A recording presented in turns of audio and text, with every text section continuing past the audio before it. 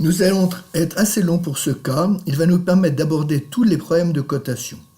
Nous l'avons donc divisé en plusieurs vidéos, elles portent toute la référence CC pour cas clinique suivi du chiffre 1.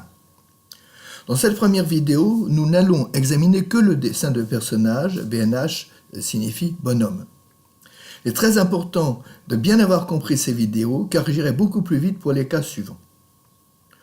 Nous l'avons choisi pour plusieurs raisons. Cette fille est toute jeune, 6 ans et 5 mois, de bon niveau pour les dessins, mais avec un whisk de moyen à très faible pour le vocabulaire, car sa famille maghrébine ne parle que l'arabe à la maison. Iliane reflète son niveau hors culture ou culture free, ce qui est le principal intérêt de cette méthode. En outre, de plus en plus, les psychologues scolaires sont confrontés à des enfants en difficulté pour des raisons essentiellement culturelles. Il est important de voir ce que cela signifie.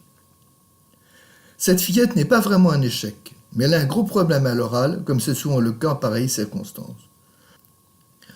Ce dessin de personnage est plutôt bon pour 6 ans et dénote des qualités esthétiques.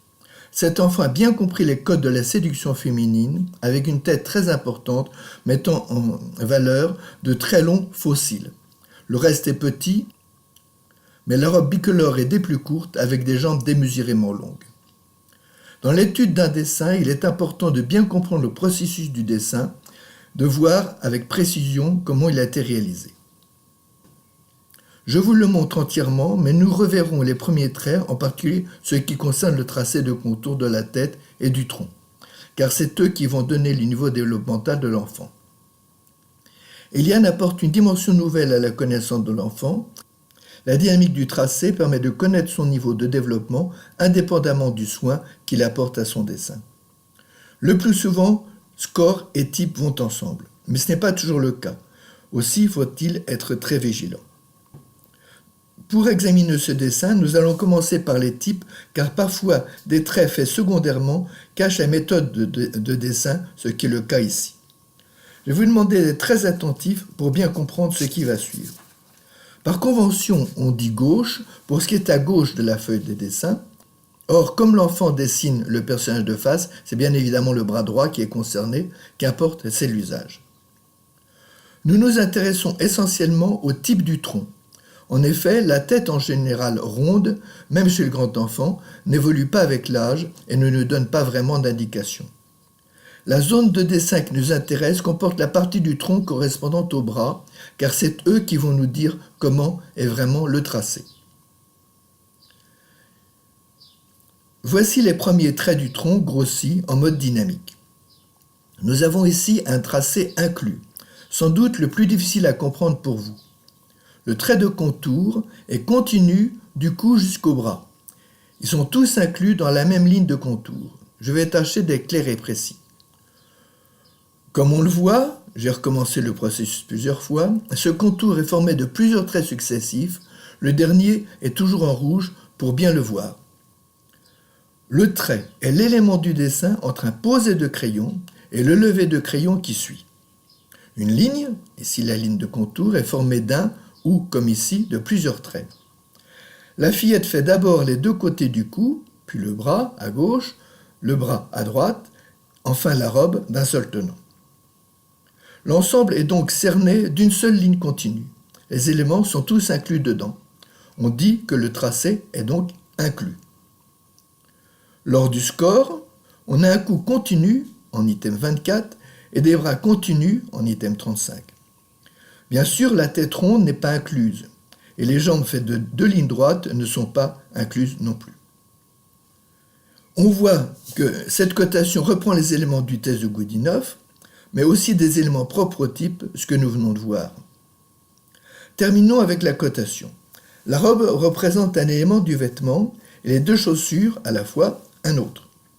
Comme la robe est bicolore, il y a une différenciation que nous allons assimiler à un t-shirt. On a donc ici la cotation, 3 éléments sans transparence. Le score final est donc de 30 points, ce qui, avec un percentile de 90 à 93, la met presque au maximum. Profitons de ce score pour expliquer cet intervalle. Nous aurions pu décrire la moyenne de ce chiffre à 92% par exemple. Mais il est important d'être exact, ce qui ne veut pas dire précis. L'intervalle peut être très large, comme nous allons le voir avec les types. Parlons maintenant de la manière d'établir un score. Si après avoir fait votre cotation, vous trouvez que le percentile ne correspond pas au dessin, revoyez les items que vous avez cochés. Ici, bien sûr, on aurait pu coter un seul vêtement pour la robe, ce qui aurait retiré 2 points. Le score serait resté excellent à 28 points, 79 et 82%. Cette hésitation correspond à ce qu'on peut appeler la cote d'amour. Il y a de grosses erreurs de cotation qui viennent d'une mauvaise appréciation du dessin, et là c'est grave. Mais il y a par ailleurs des points mobiles, si je peux dire, qui ont trait à la manière dont le dessin est réalisé, maladroit ou habile. Revenons maintenant au type statique. Il est donc inclus, ce qui nous amène un percentile de 52 à 100%. L'écart est ici très grand, il signifie statistiquement enfant au-dessus de la moyenne, ce qui rejoint le score.